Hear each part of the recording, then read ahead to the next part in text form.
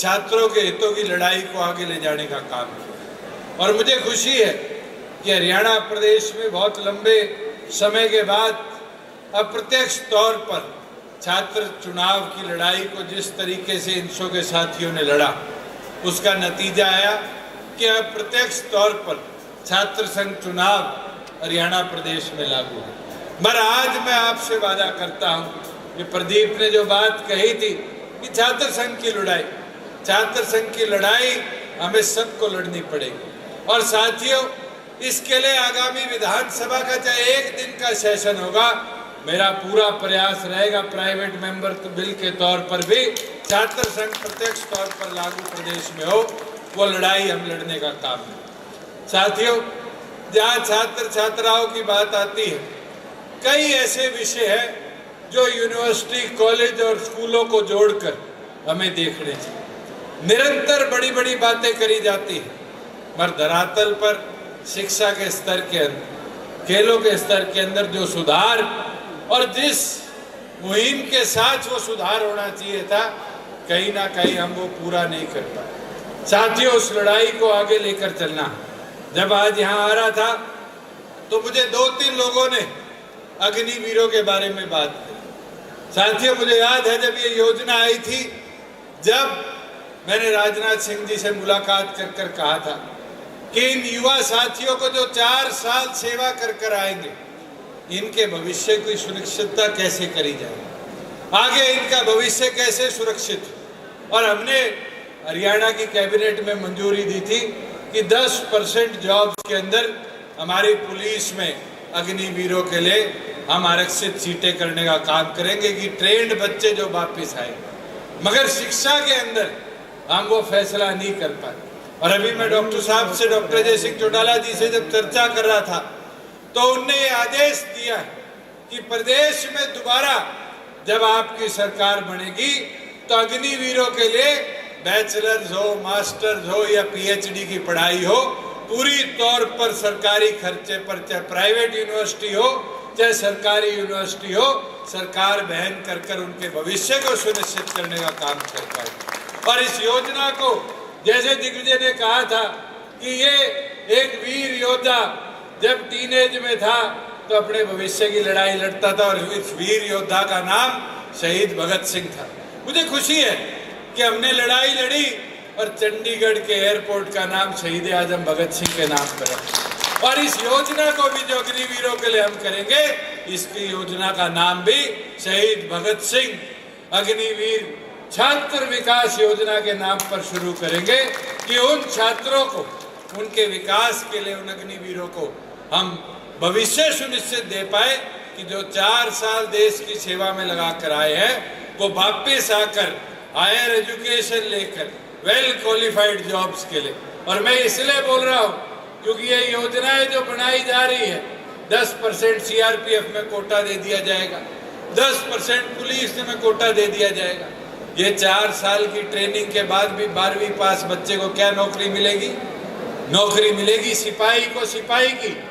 उसकी तरक्की के बारे में सरकार आज सोचने का काम नहीं करे, मगर अगर उसके चाह के मुताबिक उसको बैचलर्स की, मास्टर्स की डिग्री दी जाएगी, तो फिर सिपाही की ट्रेनिंग लिया हुआ अग्निवीर भी वापिस आकर पढ़ाई कर अफसर बनकर दोबारा अपनी फौज में जा पाएगा। साथियों, मैं तो आपको एक चीज कह सकता हूँ कि सर छोटू राम जी के बारे में हमेशा पढ़ा है। उनने हमेशा कमेरे के उत्थान की, विकास की बात करने का काम किया, पर उनने एक चीज कही थी कि सरकार में रहकर ये काम होते हैं। उनने हमेशा कांग्रेस के विरुद्ध में लड़ाई लड़ी, मगर अपने मुद्दों को मनवाने के लिए उनके साथ जाकर खड़ा होने का काम किया। हमसे भी एक गलती हुई थी, हमने भी आपके अधिकारों को मनवाने के लिए कदम उठाए, बीजेपी के साथ जाने का काम किया। और उस गलती को आज देखते हैं कि जनता जो बीजेपी से नाराज थी, वो कहीं ना कहीं हमसे नाराज होकर बैठी। ये मैं वादा आपको करता हूँ कि आने वाले भविष्य में गलती दोबारा करने का काम नहीं करें। साथियों, अगर हित की लड़ाई होगी तो अपने हितों को प्राथमिकता देकर, अपने मुद्दों को प्राथमिकता के साथ आगे ले जाने का काम करेंगे। और मैं, कई ऐसे विषय हैं जो छात्र छात्राओं के बारे में हमने पूरे भी करे।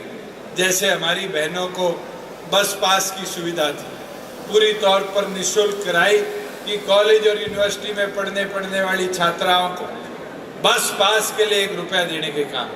पर बहुत बच्चे मेरे को अलग अलग जगह मिले और उनने कहा कि जी बस पास तो बनाया जाता है, मगर बस पास नहीं है, बल्कि छात्रों के लिए एक हरासमेंट का अड्डा बन चुका है कि बारी बारी पहले प्रिंसिपल के साइन कराओ, फिर जाओ जीएम के दफ्तर में, फिर पास के लिए फिर लाइन में खड़े हो।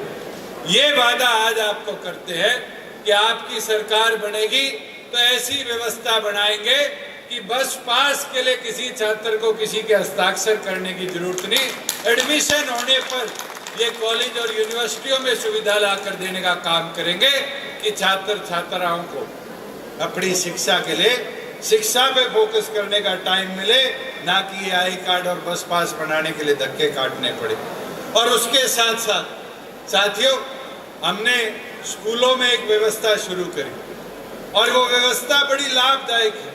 कई बार क्या होता था, प्राइमरी स्कूल तो हमारे छोटे छोटे गाँव में थे, मगर मिडिल और सेकेंडरी स्कूल के लिए 8-8, 10-10 किलोमीटर छात्र छात्राओं को जाना पड़ता था। इसके लिए हमने व्यवस्था बना कर दी और व्यवस्था बनाई कि शायद 15 या 16 रुपया प्रति किलोमीटर के हिसाब से 18 सीटर गाड़ी गांव में तय हो जाती थी और गांव को प्रिंसिपल की वेरिफिकेशन के बाद सरकार उसका पैसा देती थी कि स्कूली छात्र छात्राओं को शिक्षा के लिए दर दर की ठोकरें ना खानी पड़े।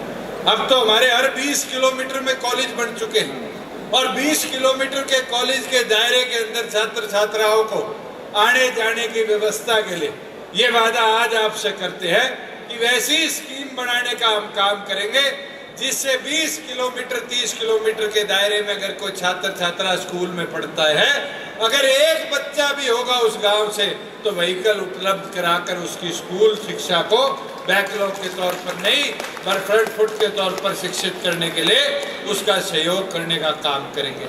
वही आज डॉक्टर अजय सिंह चौटाला जी के आदेश है कि हमारे प्रदेश के सबसे ज़्यादा युवा साथी 2 व्हीलर यूज करते हैं, मोटरसाइकिल हो, स्कूटी हो, चाहे स्कूटर हो। हमने बारी बारी सोचा, बारी बारी देखा है कि 2 व्हीलर अगर कोई यूज करता है तो माध्यमिक और गरीब वर्ग का आदमी भी करता है, जो छोटा दुकानदार है, मजदूर है, और उसके ऊपर रजिस्ट्रेशन का एक दबाव रहता है और रजिस्ट्रेशन का खर्चा भी बारी बारी आता है। साथियों, ये आज हम घोषणा करते हैं जिस दिन आपकी सरकार बनेगी 2 व्हीलर के ऊपर से रजिस्ट्रेशन फीस पूरी तौर पर समाप्त करने का काम, जिससे हमारे गरीब को, कमेरे को, छात्रों को आने जाने के लिए अपना 2 व्हीलर अपने खुद के, जैसे चौधरी देवीलाल जी ने ये उदाहरण डॉक्टर साहब ने दिया था कि चौधरी देवीलाल जी ने ट्रैक्टर पे से टैक्स माफ किया और मुझे वो दिन याद है जब केंद्र की सरकार ट्रैक्टर पे टैक्स लगाने का काम कर रही थी तो पार्लियामेंट में 1 महीने लेके गया था, नहीं गया था ट्रैक्टर, और उसको वापस गाड़ा बनाया। वैसे ही युवा साथियों का, माध्यमिक गरीब वर्ग का ये साधन इसी प्रकार से हम टैक्स फ्री कर कर आपके बीच में देने का काम करेंगे।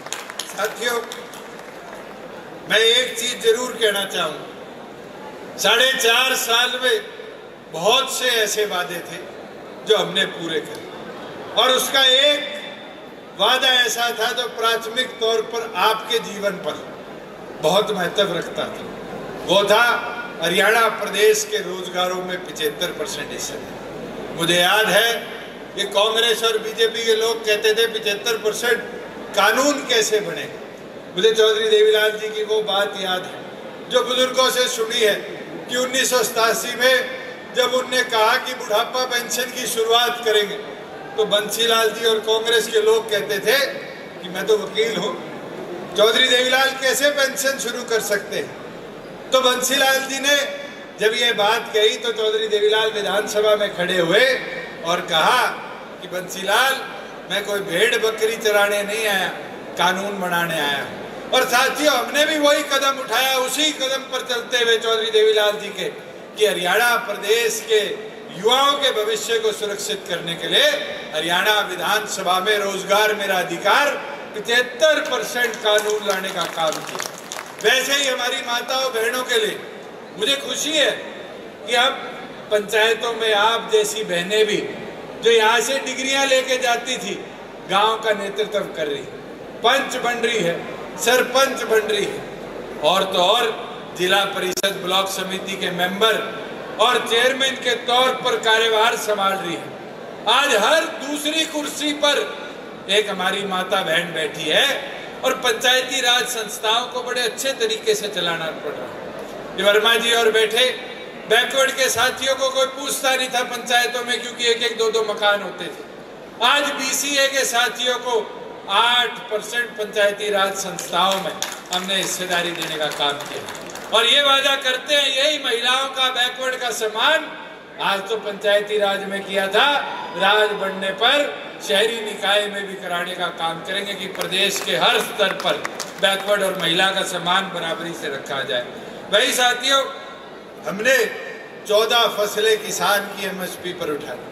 आज इस हॉल में बैठा हर एक बच्चा कहीं ना कहीं खेती बाड़ी से संबंध रखते हुए परिवार से आता है। मुझे याद है कि 2 फसलें 3 फसलें सीसीआई आ जाती थी तो नरमा चौथा एमएसपी पर खरीदा जाता था।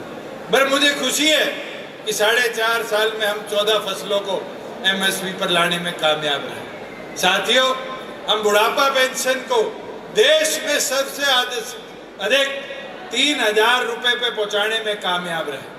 मगर बहुत सी ऐसी चीजें हैं जो हमें आगे भी करनी है, जैसे एससी साथियों के प्रमोशन में 20% हिस्सेदारी दे पाए। ये रविदास मंदिर जो दिल्ली में बीजेपी ने तुड़वाया था, ये प्रीतम और बैठे हैं, इनको याद होगा, हमने वादा किया था कि कुरुक्षेत्र की पावन धरा पर 5 एकड़ में विशाल बनाएंगे और मुझे खुशी है कि कुरुक्षेत्र में नींव रखी गई और वहां पर रविदास मंदिर का निर्माण की लड़ाई भी हम लड़ते रहेंगे। साथियों, वैसे ही प्रदेश के अंदर एससीए के साथियों को एजुकेशन, इस हायर एजुकेशन में, मेडिकल एजुकेशन में 50% हिस्सेदारी हमने सुनिश्चित कराने का काम किया। वैसे ही प्रदेश के अंदर हिंदी भाषा को हमारे जुडिशियल सिस्टम से जोड़ा जाए। आने वाले समय में जो हमारी ऐसी रूरल बेल्ट की यूनिवर्सिटीज है जहाँ लॉ पढ़ाई जाती है, इनके बड़े हुए बच्चों को हाई कोर्ट में केस लड़ने के लिए अंग्रेजी में अपने आप को ढालना ना पड़े, हिंदी में ही वो अपनी लिटिगेशन लड़ पाए। हरियाणा प्रदेश के पंजाब हरियाणा हाई कोर्ट में विधानसभा में पारित कर कर हमने हिंदी को वहाँ स्थापित करने का काम किया था। साथियों, खिलाड़ियों के लिए जब बात करते हैं, खिलाड़ी बड़ा महत्वपूर्ण काम है और मुझे खुशी है कि आज हमारी बहन मन्नू हो, चाहे हमारा भाई सरबजोत, देश के अगर पहले 2 मेडल किसी ने लाने का काम किया तो दोनों बच्चे इस हरियाणा प्रदेश। ये नतीजा है जो हमने हरियाणा प्रदेश में 6 करोड़ रुपया खिलाड़ियों को सम्मान निधि बनाने का काम किया। मगर साथियों, और भी बहुत करना है। हमने करा, एक टूर्नामेंट में खेलने जाने वाला बच्चा जब पैसे माँ बाप से मांगता था कि जी डाइट के पैसे चाहिए, तो रिकॉर्ड में लिखा जाता था 150 रुपया हरियाणा सरकार देगी। मुझे याद है 2022-23 की बात है, उस 150 रुपये को हमने बढ़ाकर 400 किया। मगर कई खिलाड़ियों से हमने पूछा कि साथियों, ये 400 रुपये में भी एक दिन की डाइट पूरी हो पाती है?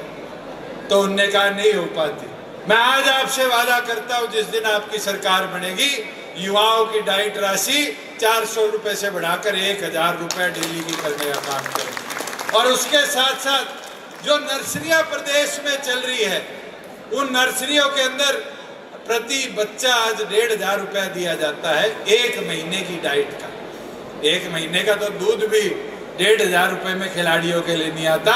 आज ये वादा करते हैं उन छात्र छात्राओं को जो नर्सरियों में, चाहे वो सरकारी हो प्राइवेट हो, जो वहाँ पर खेलों की ट्रेनिंग ले रहे हैं, उनकी डाइट को बढ़ाकर 5000 रुपया प्रति माह करने का काम करेंगे। साथियों, इसे खिलाड़ियों का हौसला उनका नहीं जो मेडल लाते हैं, बल्कि उनका जो मेडल लाने की इच्छा रखते हैं, हम बढ़ाने का कर पाएंगे।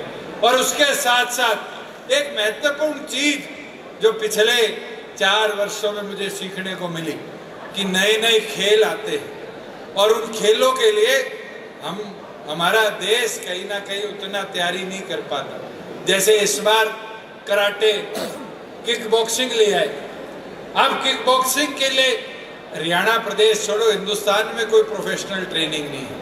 हम प्रदेश में ऐसे नए ओलंपिक खेलों के लिए प्रति जिला एक एक एकेडमी बनाने का काम करेंगे कि हमारे खिलाड़ियों को, युवाओं को वो ट्रेनिंग हम समय पर दिलवा पाए जो आने वाले भविष्य में ओलंपिक पे अपना नेतृत्व कर पाए। साथियों, मेरे आपसे निवेदन, विनती, प्रार्थना आपसे कि इन चीजों को हमें आम व्यक्ति तक पहुंचाने का काम करना है। साथियों, मैं एक चीज और बोलना चाहूंगा कि आज युवा साथियों के भविष्य की जब हम बात करते हैं तो एक चीज सामने आती है, नीट की हो, जेईई की हो, और ये जो बड़ी ट्रेनिंग है इसके एपिसेंटर देश में बन चुके। और एपिसेंटर कैसे? अगर आपको एंट्रेंस एग्जाम की ट्रेनिंग लेनी है तो आप राजस्थान के कोटा में, आप सीकर में बच्चों को जाते देखते हैं, अकेडमियाँ खुल चुकी। अगर किसी ने यूपीएससी की बात करनी है तो मुखर्जी नगर, राजेंद्र नगर, दिल्ली जाकर तैयारियां करते हैं। मगर प्रदेश सरकार ने कभी प्रोत्साहन नहीं दिया कि ऐसी एकेडमीज को हम प्रदेश में लाकर स्थापित कर पाए। आज मैं वादा करता हूं आपको, चाहे हमें स्पेशल एजुकेशन सिटी के तौर पर ये कोचिंग की व्यवस्था के लिए हरियाणा प्रदेश में इंफ्रास्ट्रक्चर बनाना पड़े, पहला इंफ्रास्ट्रक्चर हरियाणा प्रदेश के सेंटर में जींद जिले में हम स्थापित कर युवाओं को बेहतर फैसिलिटीज देने का काम कर पाएंगे। वही साथियों, एक समस्या और है जो शायद सारे साथी यहाँ झेल चुके हैं, वो है कि जब हम पेपर देने जाते हैं सरकारी नौकरी के तो हर आवेदन पर पैसे देने पड़ते हैं। और ये रोड़ा मैंने कौशल रोजगार से सीखा। जब कौशल रोजगार बढ़ाया गया तो एक पोस्ट भरने के लिए 236 रुपए एक बच्चे को देना पड़ते थे। अगर वो 10 पोस्ट भरता था तो उसको 2360 रुपए सरकार को आवेदन के तौर पर देने पड़ते। और इसी तरह सरकारी नौकरियां निकलती थी, 5 पोस्टें हैं और मान लो 500 रुपए एक पोस्ट का है तो एक गरीब बच्चे को 2500 रुपए देने पड़ते हैं। ये वादा आज करते हैं कि हरियाणा प्रदेश में सरकारी नौकरियों के आवेदन के लिए वन टाइम 500 रुपए की फीस रखेंगे। बच्चा चाहे 5000 अप्लाई करे, चाहे 500 पोस्टें अप्लाई करे, जब तक उसको नौकरी नहीं मिल जाएगी, वो पेपर क्लियर नहीं कर लेगा, उसको दोबारा सरकार को कोई पैसा फॉर्म भरने के लिए नहीं देना पड़ेगा।